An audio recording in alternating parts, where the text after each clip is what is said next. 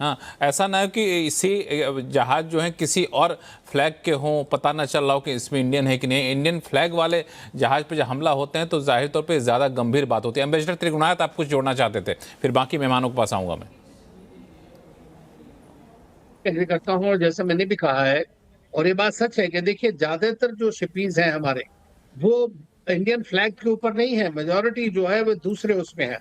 और international commercial shipping का rule है कि ज्यादातर वो छोटे मोटे कंट्रीज जो होते हैं, जैसे माल्टा हो गया, ये दूसरे स्मॉल कंट्रीज के नाम के शिप्स होते हैं, उनके नाम के जनरल फ्लैग लगाए जाते हैं उसके ऊपर। अपने कंट्री का वॉर कोई लगा के चलता नहीं है फ्लैग कमर्शियल शिपिंग के ऊपर, इसी वजह से कि फौरन लड़ाई होने का चांस हो जाता है उसमें, क्योंकि डायरेक्ट अटैक है उसके ऊपर।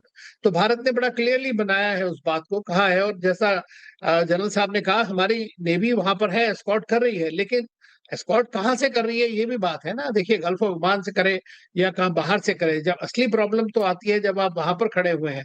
या अभी हुतीस के बारे में, अब जहां तक हुतीस की बात है, हमने देखा है कि जब लास्ट ईयर जब लड़ाई शुरू हुई थी तो अमेरिका पहले तो आ गया उनको अटैक करने के लिए, बाद में उनके साथ कॉम्प्रोमाइज किया। अभी फिर इस वक्त में फिर हुतीज आए हैं, इसलिए क्योंकि वो ईरान के ऊपर अटैक हो रहा था काफी ज्यादा। तो ये वॉर जब तक चलता रहेगा तब तक ये समस्या तो होती रहेगी। दूसरी चीज, जहां तक बात है कि पैसेज की, अभी जल साहब ने भी कहा कि दो, रशिया और चाइना के लिए वो कह रहे हैं कोई नहीं होगा। लेकिन मैं इतना बता दूं कि इस वॉर के अंदर में पूरे टाइम में जो इंडिया के 14-15 शिप्स वापस आए हैं वहां पर पे, इंक्लूडिंग जब एमओयू हुआ तो सबसे पहला शिप इंडिया का था हमारा जो आया, उसमें आज तक किसी के ऊपर कोई पैसा नहीं पे किया गया है। तो ये एक बात सोचने की है। और डिप्लोमेसी के जरिए ये तो हो ही रहा है, लेकिन जहां तक हमारे कंसर्न की बात है, वो हमने जितने भी कंट्रीज हैं जिन्होंने अटैक किया है, जिसकी वजह से हमारे सेलर्स मारे गए हैं, उनके साथ में बड़ा स्ट्रांगली लिया गया है। और मैं नहीं समझता कि हमारी नेवी चुपचाप बैठी रहेगी अगर पूरी तरह फुल फ्लेज्ड वार होगा तो। चुपचाप बैठी रहेगी, इसके ये ऐसी उम्मीद नहीं, ऐसी संभावना नहीं है अगर ये मामला आगे बढ़ता है तो। रविंद्र सचदेव साहब, ये इस पे अब तक भारत सरकार जो हम लोग देख पा रहे हैं वो बयानों तक सीमित है। बयान से आगे बढ़कर एक्शन की गुंजाइश कितनी है? think general Sinha of course and ambassador Trigunayat, उन्होंने मोटा मोटा अपना बहुत सही पॉइंट रखा। गुंजाइश अगर मैं कहूं, सिंपल, हमारे पास कोई गुंजाइश है नहीं, हमारी फोर्स प्रोजेक्शन थोड़ी है उस इलाके में, दैट्स वन। पर उसको लग रखिए, मैं एक अलग एलिमेंट डालना चाहता हूं। ये वॉर जोन है, इस वॉर जोन में शिप्स जा क्यों रही हैं, क्यों जा रही है? I mean, that is the first thing to my mind. Either Indian flag में हो, उसमें इंडियन सी फेयरर्स हो, या दूसरे फ्लैग्स में उनकी ओनरशिप कहीं की भी हो, स्विट्जरलैंड की हो, हांगकांग की हो, चाइना की हो, जहां की भी हो, इन कंपनीज के मालिक है ना, शिप के मालिक है। और जो माल इंपोर्ट या एक्सपोर्ट कर रहे हैं वो ट्रेडर्स हैं। तो ये शिप्स जा क्यों रही है वहां पे? Clear cut one. Second, insurance. ये शिप जो अगर जा रही है वहां पे, क्या ये इंश्योरेंस लेके जा रही है? सारी ट्रैफिक जो रुकी हुई है गल्फ में, sorry, across the straight of Hormuz and all, क्यों रुकी है? सिंपल है, इंश्योरेंस। शिप की इंश्योरेंस लॉयड्स नहीं कर रहे हैं। वो नॉर्मल में 2% की होती थी, the value of the ship of 10% गई। वॉर जोन में आप जा रहे हो, आपको इंश्योरेंस कौन कर रहा है? क्या पहली बात, इस शिप ने इंश्योरेंस करवाई भी थी अपनी? One, ship insurance. Second, cargo जिसका था उसने कराई की थी, नहीं कराई थी? तीसरा, ये जो सी फेयरर्स है हमारे इंडियन भाई बहनें भी हो सकती है, इनकी लाइफ इंश्योरेंस है कि नहीं है? ये एक अलग डायमेंशन है। हम अज्यूम कर रहे हैं जी वॉर तो वहां चल रही है पर हम तो जाएंगे ही जी जाएंगे। भाई, अगर दुनिया में इसका इफेक्ट पड़ रहा है हर जगह, हमारे देश में आलू प्याज की कीमत महंगी हो रही है तो हो रही है ना इसके चक्कर में, या जहां भी तेल, एलपीजी एंड ऑल। तो ये शिपिंग कंपनीज जो हैं, क्या ये फ्रंट लाइन सोल्जर्स हैं जो वॉर जोन में जाकर के झपट करके कुछ ला करके हमें देंगे? I mean, that is the moral question I think in this all. But so it इसमें will be answered by the shipping companies. ये भेज क्यों रहे हैं? ठीक है, हमें चाहिए वहां से एलपीजी, मान लिया देश में चाहिए एलपीजी, इंडिया में या कहीं पर भी, ये हमें चाहिए। बट ये शिप्स वॉर जोन में क्यों जा रही हैं जब पता है कि इस तरह के इंसिडेंट्स होंगे? या तो इतने इंश्योरेंस लेकर के जाओ। अभी आपने कहा अमेरिका ने जो प्रॉमिस किया था ऑपरेशन फ्रीडम, आई थिंक उसे कह रहे थे कि हमारे डिस्ट्रॉय द कंपनी करेंगे, बहुत कम गई या कुछ गई, क्यों? अमेरिका कह तो रहा है मेरे डिस्ट्रॉयर्स आपके आसपास है, मिसाइल बोट्स हैं, बट इंश्योरेंस कंपनीज ने इंश्योरेंस का रेट हाई कर दिया, प्रीमियम, कि भैया ठीक है, अगर तुम इस अरेंजमेंट में जाते हो फिर भी रिस्क तो है ना, यूर अ बिजनेस चैनल, आपका ऑडियंस समझेगा कि अगर अमेरिकन आप कॉन्वॉय भी बना हुआ है पर रिस्क तो है, तो इंश्योरेंस बढ़ गया। तो that is the other dynamic at play in this. Bharat अपने हिसाब से, एज एम्बेसडर त्रिकमाल very well says, general Sinha says, हम अपनी फोर्स पोजीशन, पावर पोजीशन कर सकते हैं, बट उसके भी एक अलग डायमेंशन है।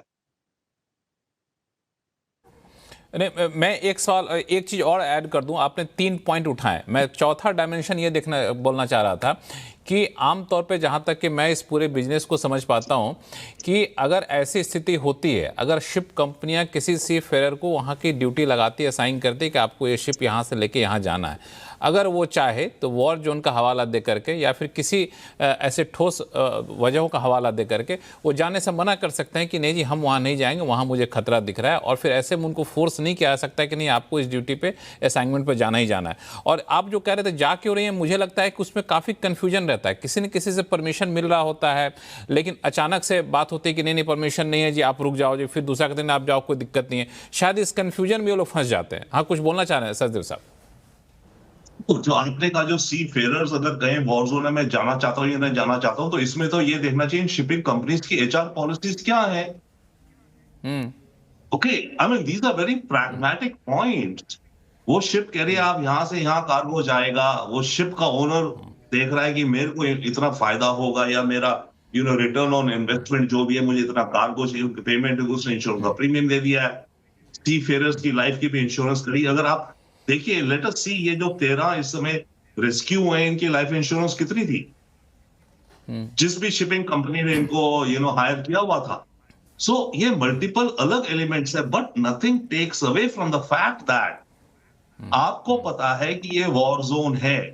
इस वॉर जोन में अगर आप जाएंगे तो इस तरह का कुछ हो सकता है। तो फर्स्टली तो वो हमें रिड्यूस करना चाहिए ना, वो रिस्क की वॉर जोन में जाऊं क्यों।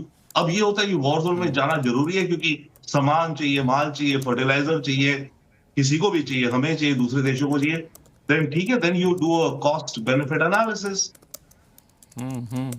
नहीं नहीं, इसमें एक चीज़ और मुझे लगता है कि इसमें सरकार को भी एहतियातन बोलना चाहिए कि आप भले कमर्शियल शिप हो, आप मत जाइए यहाँ पर, अगर हालात ठीक नहीं है तो हम अपील करेंगे कमर्शियल शिप पे हमला ना हो, सिक्योरिटी दी जाए, लेकिन साथ साथ ये भी अपील हम कर सकते हैं। इस पॉइंट पर आप बाकी जो दो मेहमान हैं, शिवकांत शर्मा साहब और डॉक्टर धीरज कौल साहब, आप दोनों का कमेंट चाहूँगा, फिर हम लोग चलेंगे यूएस ईरान के बीच होने वाली बातचीत को लेकर। शिवकांत शर्मा साहब, पहले आप।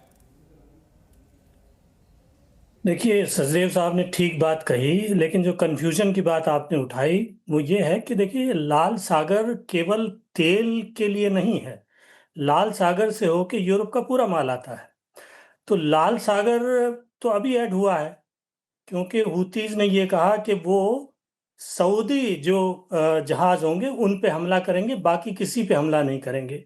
उन्होंने अब भारत के जहाज पे कैसे हमला कर दिया, क्यों हमला कर दिया, ये हम नहीं जानते।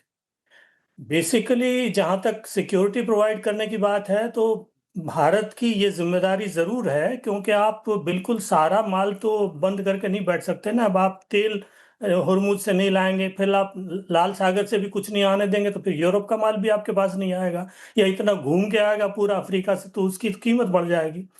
जैसे आपने जब सोमालिया में आपका जो दस्यु आतंक था, पायरेट्स जो है हमले करते थे जहाजों पर, तो वहां भारतीय नेवी ने जा करके, बल्कि उस पर पहल की थी भारत ने, भारत की उसके लिए तारीफ भी की जाती है भारतीय नेवी की, कि उन्होंने वो समस्या हल की थी, क्योंकि अपनी नेवी उन्होंने वहां डिप्लॉय कर दी थी। तो आप एक हद तक तो लाल सागर में भी जा ही सकते हैं ना, लाल सागर बिल्कुल बगल में है। तो कम से कम अपना जो ट्रैफिक है उसकी तो रखवाली कीजिए। और जब ईरान खुद कह रहा है, जब हूती खुद कह रहे हैं कि हम हमला नहीं कर रहे, तो भाई कौन हमला कर रहा है? ये दुप्पल की स्थिति जरूर है, लेकिन ये उस तरह का वॉर जोन नहीं है जिस तरह का हॉर्मुज में है। तो वहां भारत की नेवी अपने आप को डिप्लॉय कर सकती है। दूसरी बात यह है कि ये अब डील पे आगे चल के शायद आप बात करेंगे, डील में क्या हुआ है। ये वो हम डील पे बातचीत करेंगे।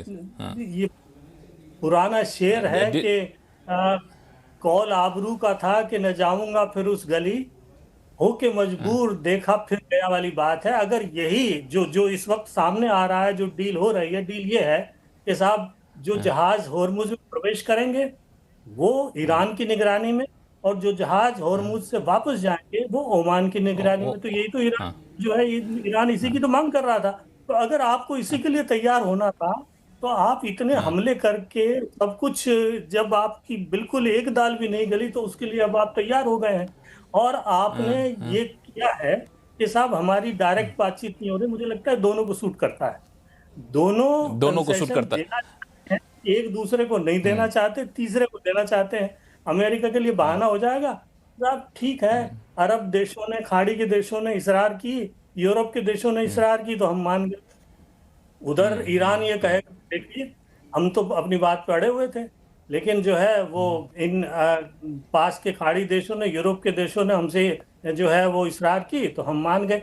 तो ये चल के ये हो रहा है। और एक हमारे यहाँ से खबर ये भी आ रही है कि शायद यूरोप को या तो पैसा देना पड़ेगा, या यूरोप से ये कहा जा रहा है कि यूरोप के देश इकट्ठा होकर डीमाइनिंग का जो काम है वो वहां करें। वो करें। लेकिन वो तभी शुरू होगा जब ये जो इस बार का जो करार है जो कि 2 महीने चलेगा, इस बार भी ये सुना जा रहा है कि 2 महीने का होगा, तो 2 महीने तक गारंटी जो है वो इस तरह की गारंटी ईरान दे कि वो किसी यूरोपियन जहाज पे हमला नहीं करेगा, तभी यूरोप जाएगा वहां, वरना लड़ाई में कूदने के लिए कोई तैयार नहीं। लड़ाई में कूदने कोई तैयार नहीं। दरअसल इस पे यहीं से, चूंकि आपने अब लड़ाई पे बात ले ही आई है, तो हम लोग लड़ाई पे वापस चलेंगे। धीरज कौल साहब आपके पास, लेकिन संक्षिप्त में सचदेव साहब कुछ ऐड करना चाह रहे थे, इशारा कर रहे थे आप। Thank you. I again come back to the same thing. अगर ये वॉर जोन है, शिप के ओनर्स तो अपना गैम्बल ले रहे हैं, उन्हें पता है इतना पैसा लगा, इतना मैं कमाऊंगा, तो the ship owner should take undertaking from the सी फेयरर्स, जो उनके जो उनके सेलर्स हैं, कि मैं इस जोन में जाने को तैयार हूं, मुझे इतना प्रीमियम सैलरी दो। तो ठीक है भैया, रिस्क है, जाना है जाओ, इट्स अ फ्री मार्केट। अगर आपको लगता है, बाय द वे, जो सी फेयर सेलर्स हैं इनको ऑलरेडी जो भी मिल रहा होगा फेयर, राइट, बट अगर ये वॉर जोन में जा रहे हैं तो जो शिपिंग कंपनी है, they should offer them a premium and ask them a question, are you ready to go? Risk करना चाहते हो तो करो, अपनी जान पे खेलो, no issues here, it's up to you. So that is what needs to be done.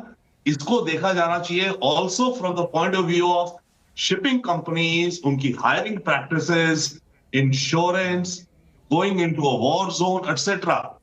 Country कितना कर सकती है? कंट्री कर लेगी, will stand by you diplomatically, do multiple things, अपनी फोर्स प्रोजेक्शन भी दे देगी, अपनी नेवी, हम अपनी नेवी लगाएंगे, हमारी नेवी के लगाने के, डिप्लॉय करने के क्या बिलियंस ऑफ डॉलर खर्चा नहीं होगा? हम बिलियंस ऑफ डॉलर खर्चा करेंगे हमारी नेवी, और प्रॉफिट जा रहा है to the private. I am not against private, I love private, right, but profit वहां जा रहा है। So there has to be a mix between what the state does and what is done by the ship owners and the shipping companies.